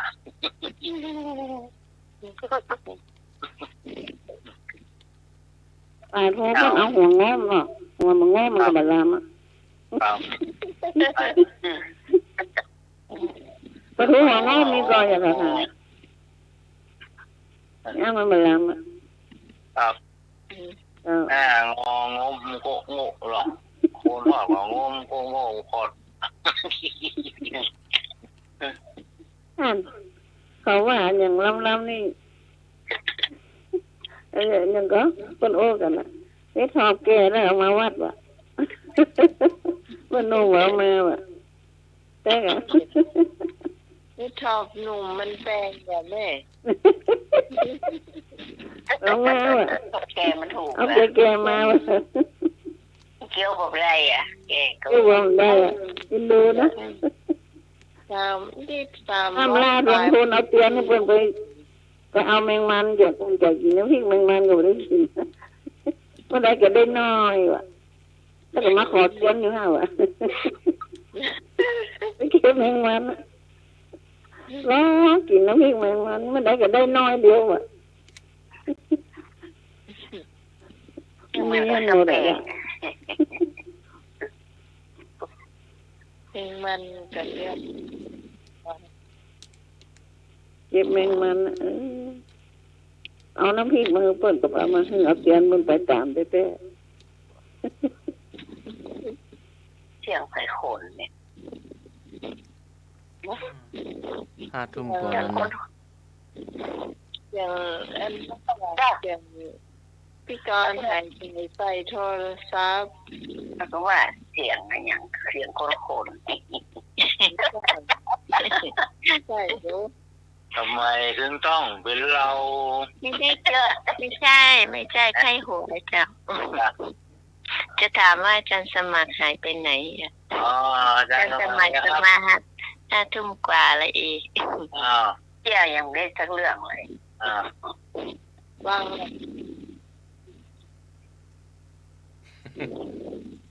ว่าอะไรท่านสมัคร เจี๊ยนะ อ้าวคอยฟังอาจารย์สมัคร เจี๊ยนะ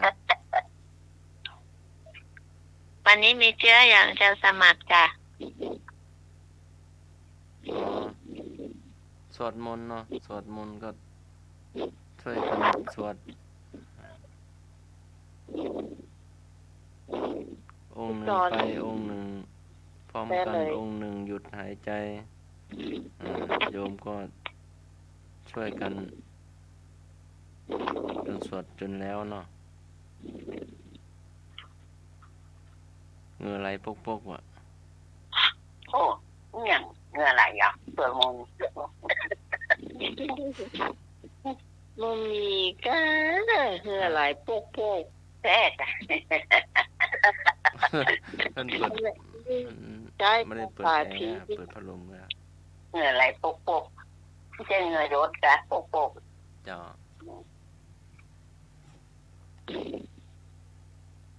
เหือหลายโซ่โซ่ ไหลโซ เจ็บโปกๆล่ะ ปกนี่ฝนตกจ้ะนักฝนตกย้อยยันแต่ขาเนาะ ก็ทุกวันอาทิตย์ก็สวดมนต์เดินสืบเวตาที่ธรรมสถานเนาะวันนี้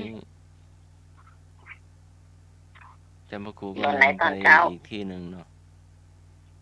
แถว แล้ว นั้น ก็ ก็แถวคู ที่ เมือง วันที่3นี่ก็อาจารย์สมัครจะเข้าพิธีด้วยเนาะกับพระครูสมุทิรเทศเนาะ เจ้า พระครูปอนนะเจ้า เมษา อ้อยจะไปวันที่3เป็นอู้เจ้าอยู่ที่3ตอนเมื่อคืน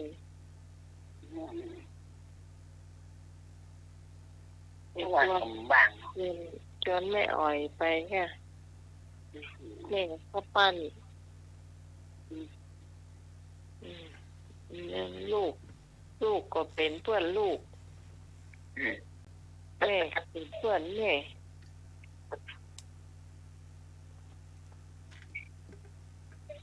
เจ้าดีกว่าเดี๋ยวเดี๋ยวความติดตา แต่ ม ว่าตกก็ได้อย่างอ๋อแต่ว่าตกก็ดี ใช้นี่ก่อนอะไรอย่างแปลท่านสมัคร เจ้า อะไรอย่างนี่ก่อน เจ้าอันอย่าง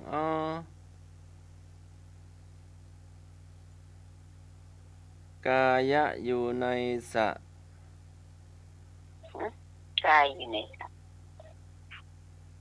กายะนูอยู่ในสะอันอย่างจะละอยู่ในตัวปัจจุบันเตอเนาะ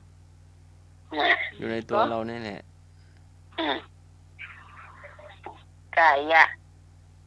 กายะอยู่ในสะปัจจุบันเตออุจจาระอยู่ในตัว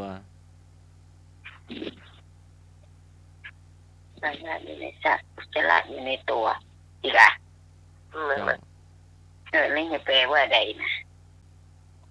อันอย่างมันอยู่ในตัวคนนี่บอก เจ้าอยู่ในตัวเรานะ เขาบอกดูแลบ่ได้ล้างบ่ได้ เกี่ยว ใส่ยามา เกี่ยว ก็ไม่ น้ำลาย จมูก ขี้เตา เต่าโอ้เมนเพราะท่านฮ้อนเนี่ยต้องให้ด่ะไอ้คนที่เต่าจะว่า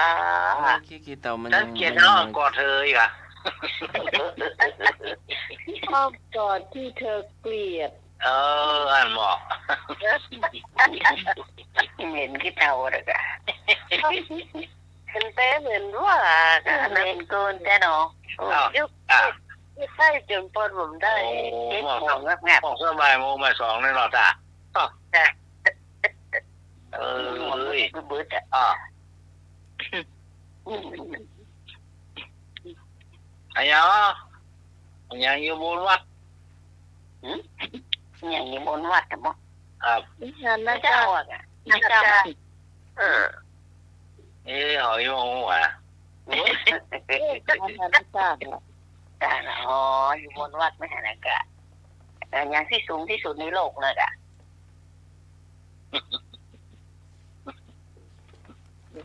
ไปถาม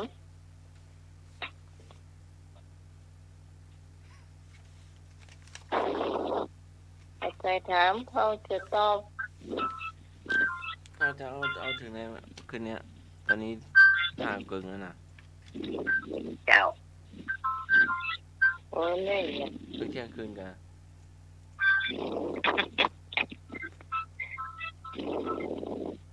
อันอย่างรักอันยังบ่มีกู้คนรักอันยังบ่มีกู้คน วัดร้าง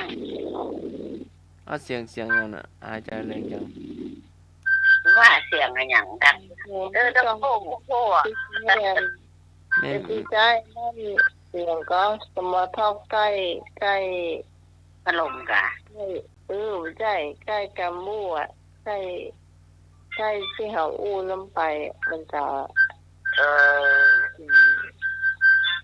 เข้าไปแม่ใจสายบดายเนี่ยบะหมี่เตียน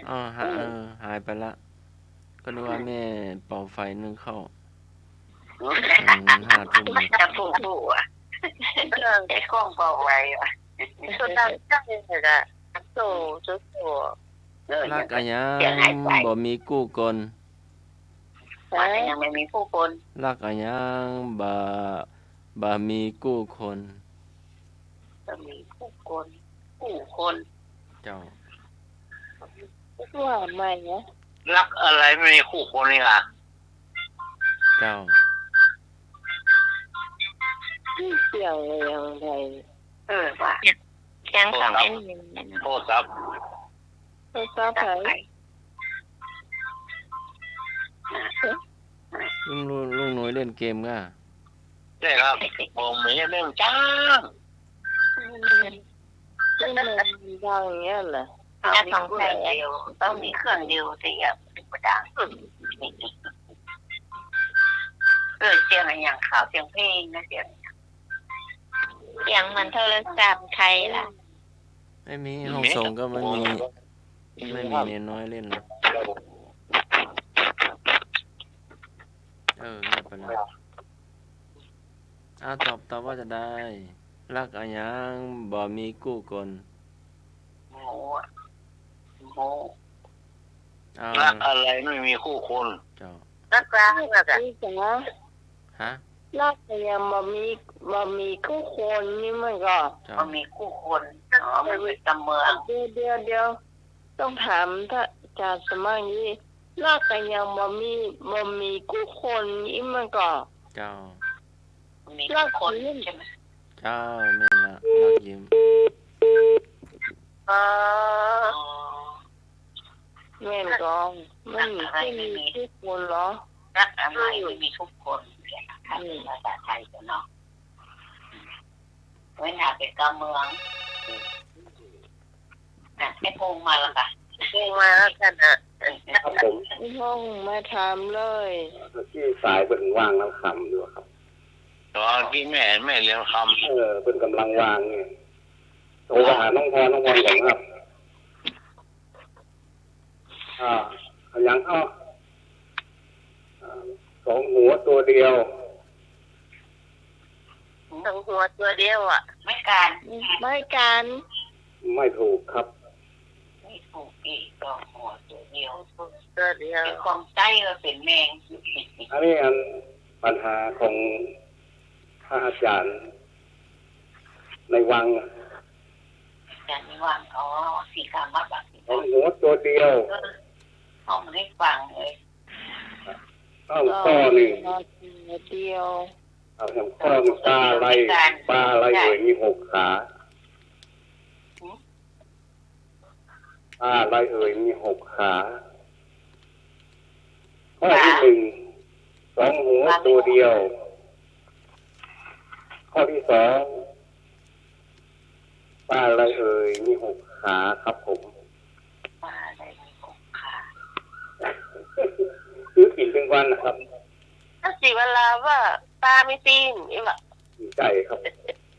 ชื่อกินเรื่องว่างกับปลาท่องโขนะคะ แม่นครับหมาต้องโกนที่มีขาแม่บุญชุดเนี่ย ชื่อกินเรื่องว่างมีหกขามีอย่าง คือวันเนี่ยแม่บุญกับกินอยู่เนี่ย ที่ ถ้าจานนั้นสามารถกินบ่อยแบบบุญหมดอ่ะ อัน ปลากระป๋อง กระป๋องหยังมีหกขา จ้าสามไม่ครัว ถูกต้องครับผม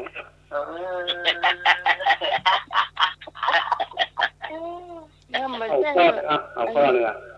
ถ้าถามให้ถูกนี่นะต้องถามว่าปลาอะหยังมีสามหัว อันนี้ สามหัวคนก่อนนะ เอาเปิ้นมาตอบมาถามได้สองหัวตัวเดียว อย่างว่าตัวหัวตัวเดียวดีกว่าตัวหัวเดียวนี่อย่าง สองหัวนะแล้วก็มีตัวเดียวอ่ะ ครับตัวเดียวอ่ะ เดียว เป็นสิ่งมีชีวิตก่อน เขาก็ใช้กันทุกวันเนี่ยค่ะ ใจโอ้ใจจะเป็นของใจก่ะ ใช้กันทุกวันเนี่ยผ่านไปผ่านมาเนี่ย ต้ ผ่าน นไปแล้วก็ผ่านมา ลอง ล หัว มเหรอ เดียวลองหัวตัวเดียว ครับ หัวสะพาน ถูกต้องสะพานนะครับข้ามไปข้ามมาต้องถูก แก่เลยผม หัวซ้ายหัวขวาหัวซ้ายหัวขวาหน้าหัวหลัง ครับอันนี้แน่นอน ทำไมนึกไม่ออกอ่ะ ไอ้อ๋อหูอะไรไม่ได้ยินหูนอกหูอะไรไม่ได้ยินหูนอก หูหนวก หู ได้ หูดั ได้ บหูดับ ได้ได้ เอาหูไปนาเอาตาไปไล่ ได้ หูตึง ได้ หูน้ำหนวก หม้อขางหูขาง หูกระทะ ได้หูหม้อขางก็ได้ ปาก ได้ยังหม้อครับ ยังไม่ได้ยินนี่กะ ครับมันมีหูอย่างเดียว หูก็ดี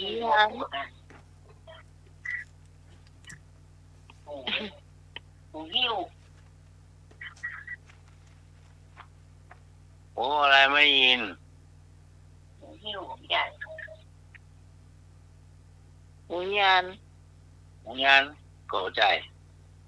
เว้ย หูแจ้หูเล่น โอ้ยแต่กา เด็กละ เสื้อเท่าแปลบัดดีก็ยังว่าเนอะ วิธีกล้องอะวิธีกล้องเตรียมมาเนาะ ตายแล้วกูโดนดีจีแน่นอนแต่มันดีจีห้ามทุกคนรู้เบอร์ โอ้ยยังไม่กะ ไม่เป็นอะไรมั้งไอ้หน่อยเอาชุบน้ำผึ้งประดินกีน่ะ โม เอาชุบน้ำผึ้งมันจะได้หวานหน่อย จ้ำกระโดนละกรรมนะพี่กรณ์ ค่ะ เฉลยเนาะ ยังเจ้า โอ้อะไรไม่ยินหูเตียว เว้ยว่าผมเตียวว่า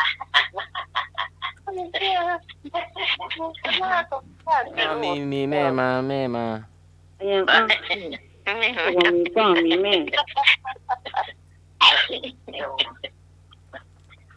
เอาแม่ว่าใหม่เนาะ หูใจห้างอย่า ลูกมันมีพ่อมีแม่ ไม่ยินหร พ่อ อก บ่มีแม่เอ้าฟังแม่ทางนี้ก่อน ครับ ไม่เรียน มีพ่อมีแม่ยังบ่มีพ่อบ่มีแม่ อันนี้แม่หยังแม่ ไม่เรียนคำหน่อยกัน แม่เรือน ไม่ ค ได้ถาม ยังบ่มีพ่อบ่มีแม่อีกะ เจ้าน างมีพ่อมีแม่กะ เจ้าลูกอันยั นาง งกับพระนางกับพระ มาใจ นา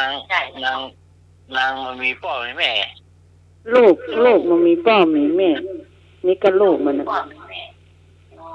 ลูกพูด มี บ พ่อ อล มีแม่ ลูกฟุตบอล ยังไง ลูกฟุตบอล ถูกละลูกฟุตบอลมันก็มันมีพ่อมีแม่ลูกฟุตบอล ครับเจ้า เก่งก็ เก่งกา เก่งกันยกให้สองคน เจ้าสมัยเนี่ย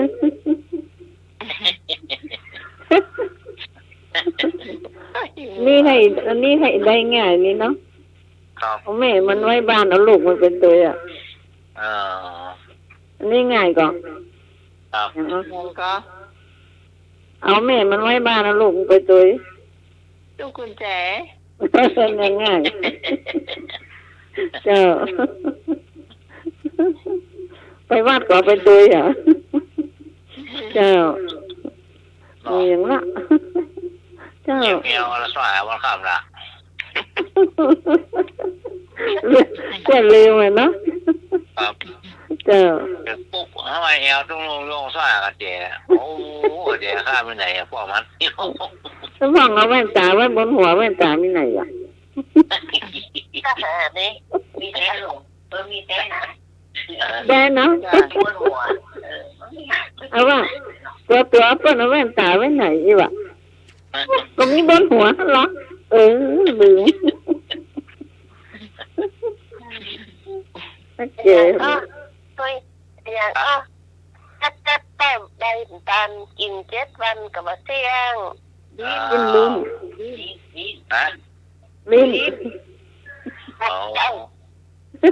น ลีนเหรอ ลิ้น ลิ้นหนู เนี่ยข้างบนเป็นมะพร้าวข้างล่างเป็นมะพร้าว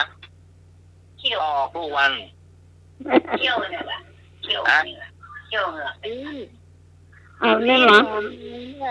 เนี่ยแป๊บก็หอเกลือไปจังเหนือก็หอดไปทางใต้ก็หอด ยังก็ แป๊บก็หอเกลือไปทางเหนือก็รอดไปทางใต้ก็รอด กระ เท้า เป๋า เท้า เป๋าตังเจ้า มันละเท้ามันละ อ๋อ เท้าค่ะเตี้ยวไปเนี่ย เจ้าไปได้หมดละเจ้า อนเนาะเจ้า ครับ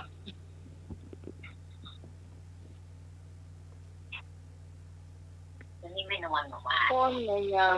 ชอบเหยียบเรือสองแคม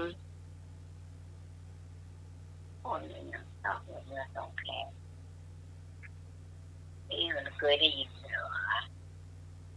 คนยังชอบเหยียบเรือสองแคม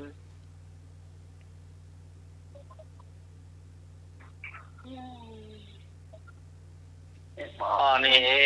เคยได้ยินเนี่ยฮะ เคยได้ยินอยู่นะ อ๋อ ไหนเนี่ยถาม สมัคร ละเมินละ เอา5 ทุ่มเกินนะ ป้าบอก เหรอ เอาแม่ให้นอนหลับแต่เจ้าไม่ใช่ อ๋อ ทำไมนี่จม ก็เลยปัญหาน้องใหม่ก่อน เหยียบเรือสองแคม จับได้ค่ะแต่ก่อนจับได้ค่ะ ใส่เก็บแปะ ไม่ออกเคยได้ยินนะจ๊ะน้องพร ใส่เก็บแปะ เคยได้ยินอยู่แต่นึกไม่ออก เหยียบเรือสองแคม คนใส่เก็บแปะ แน่ใจก่อน คนจับปลา2 มือก็ นะ อันเดียว เกิด ก็ แม่อาค่ะ ใส่เก็บแปะมาละ ไม่เกิดเลยค่ะ เลยถูกละ ก็อย่างนะ เกิดแม่มันเหมือนเนื้อเนาะตรงนั้น นิมนต์ ไอ้หมด กับถ้าบดีกาสวยละครั้งนั่นเจ้าละ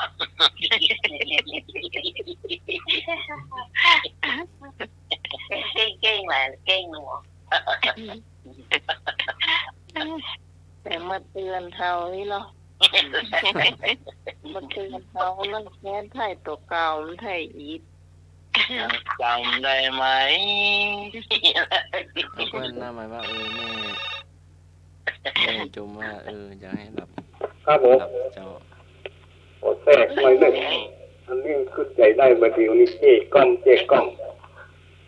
มันมีเรียนคนเฒ่าอันคนเนาะกับการเข้าหาครูบาต่อมกล่อมก็ว่าเพิ่นจะไปอย่างเราหรือไปถามครูบา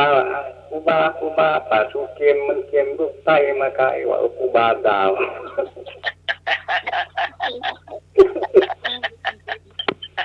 เฮ้ย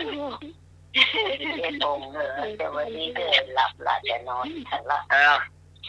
ที่มนต์อาจารย์บดีกา กระต่าย โยนิโสวิจิเนธัมมัง พึงพินิจพิจารณาเรื่องราวโดยรอบคอบค่ำคืนนี้ก็ไหว้พระสวดมนต์แผ่เมตตาหลับเป็นสุขตื่นเป็นสุข ขอกราบนมัสการและเจริญพร ตุ เจ้าบริษัท เราเป็นรับคำคนนี้ขอบคุณคุณผู้ฟังที่เสียที่สายเจ้าที่ฟังเราจนจบ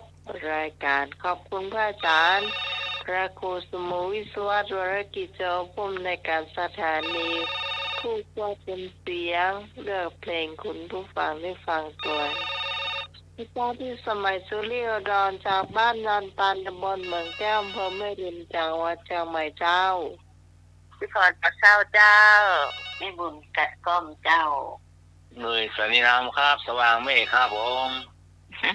พี่กรณ์จ่ากรกมลเกยกลางจ้ะจากดอยน้อยพัฒนาหนองหานสันทรายจ้า เจ้าวันนี้ทีมงานธรรมะไขเคลียร์ทุกคนและเจ้าต้องลาคุณผู้ฟังไปก่อนเสาร์อาทิตย์หน้าเจ้าเราจะมาพบปะกันใหม่สำหรับวันนี้ลาไปพร้อมกันเลยสวัสดี